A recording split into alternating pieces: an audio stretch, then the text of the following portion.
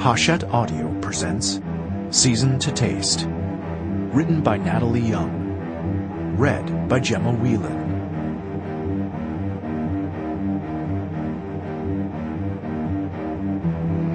Sometimes it is necessary to make a confrontation. Louise Bourgeois. Chapter 1. Lizzie got into the Volvo and adjusted the seat and the mirror. On the air in the car and from the upholstery she caught the smell of his buttery skin and the tobacco from him, and she kept that smell in all the way to the lake.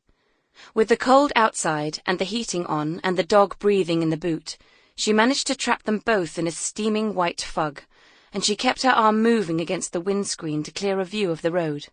It was very silly, but opening the window and letting that smell of her husband go seemed a bit silly too. She crunched to a halt at the lake and looked at the coins, 1 and 2 P's, scattered around the handbrake. There was a piece of paper with a shopping list written in pencil. Shug, Flo, Egg, Butt, LP. A stub of pencil lay on the floor, with a chewed rubber at the end. At Joanna's house in London he'd experimented with drugs.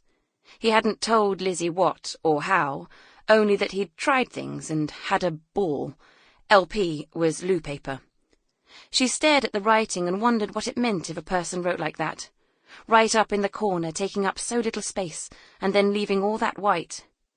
She lifted the piece of paper right up to her eye and closed the other one while trying to read through the blur. Then she dropped it in the driver's door pocket and went out into the air.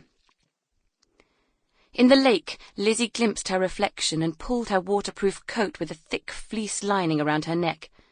An hour went by, and she was still out by the tall trees, and Rita, the enormous ridgeback, was following on behind her. Lizzie heard the lolloping gait, and she felt the mud on the dog's paws as if it were clinging to her own boots. Her mother had said, "You have to get your head round disappointment, and try not to drink." "Yes," said Lizzie behind the wheel.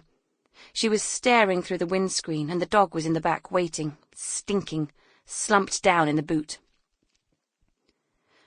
The rubber gloves at the village shop were a pink, foreign kind in a cheap bag, not the lined ones for sensitive hands she usually got from the supermarket.